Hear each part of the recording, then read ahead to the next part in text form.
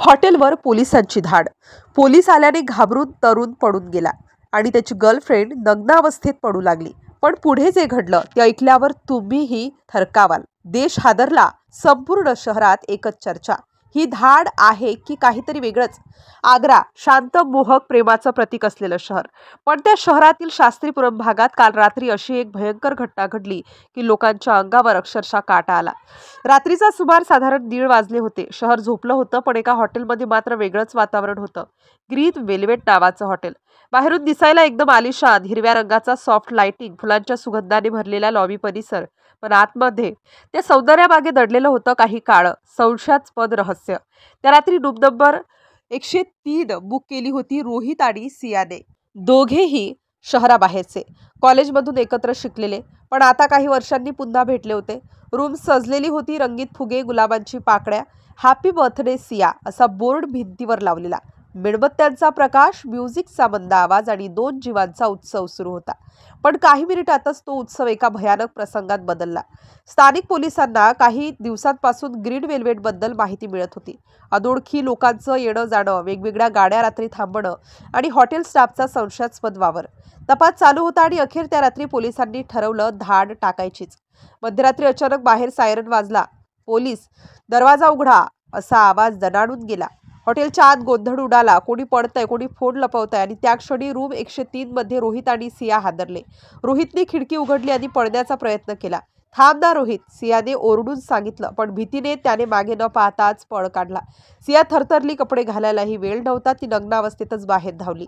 कॉरिडॉरमध्ये पावलांचे आवाज, गोंधळ, ओरड ऐकू येत होते। ती एका अरुंद दारातून आत गेली। ती रांगत पुढे आली, श्वास रोखून बसली, पण तो डक्ट जुनाट गजलेला होता।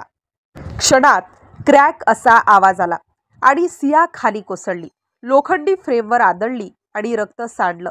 हॉटेलच्या बाहेर जमलेले लोक ओरडली, कोणीतरी पडलंय, कोणी व्हिडिओ काढू लागलं, तर कोणी ओरडत पळाले। एका पोलिसाने चादर घेतली, तिला झाकलं आणि तिला उचलून ॲम्ब्युलन्सकडे धावला। हॉटेलच्या आत पोलिसांनी झडती घेतली, रजिस्टर तपासले गेले, सीसीटीव्ही रेकॉर्डिंग मागवण्यात आलं। त्यांना लक्षात आलं रूम 103 वारंवार क्लिनिंग म्हणून दाखवली गेली होती। काही जोडप्यांनी बिल भरलं नव्हतं, काहींची ओळख माहितीच नव्हती। म्हणजे या हॉटेलमध्ये काहीतरी अवैध सुरू होतं।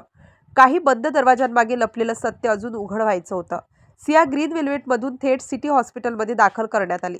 डॉक्टरांनी रात्रभर प्रयत्न केले, ती अर्धवट शुद्धीत आली। श्वास जोरात चालू होता। बेड शेजारी पोलीस उभे होते। एक अधिकारी हलक्या आवाजात विचारतो, काय झालं त्या रूममध्ये? सियाने डोळे उघडले, ओठांवर थरथर। ती फक्त एवढंच म्हणाली, आम्ही फक्त वाढदिवस साजरा करत होतो, आणि पुन्हा बेशुद्ध पडली। दरम्यान पोलिसांना एक सीसीटीव्ही फुटेज सापडलं। हॉटेलच्या मागच्या गल्लीतून एक तरुण अर्धवट कपड्यांमध्ये पडताना दिसतो, तोच रोहित होता। त्याचा मोबाईल हॉटेलच्या रूममध्येच सापडला, पण त्यात काही गुप्त चॅट्स, व्हॉट्सअप ग्रुप्स आणि अनोळखी नंबर जतन केलेले होते। त्या ग्रुपचं नाव होतं वेल्वेट नाईट्स आणि त्या नावाने उघडलं एक नवीन रहस्य। पोलिसांनी हॉटेल मालकाला ताब्यात घेतलं। सुरुवातीला तो काही बोलला नाही, पण शेवटी चौकशीत उघड झालं, ग्रीन वेल्वेटमध्ये काही खास रूम्स गुप्त पाहुण्यांसाठी राखीव होत्या।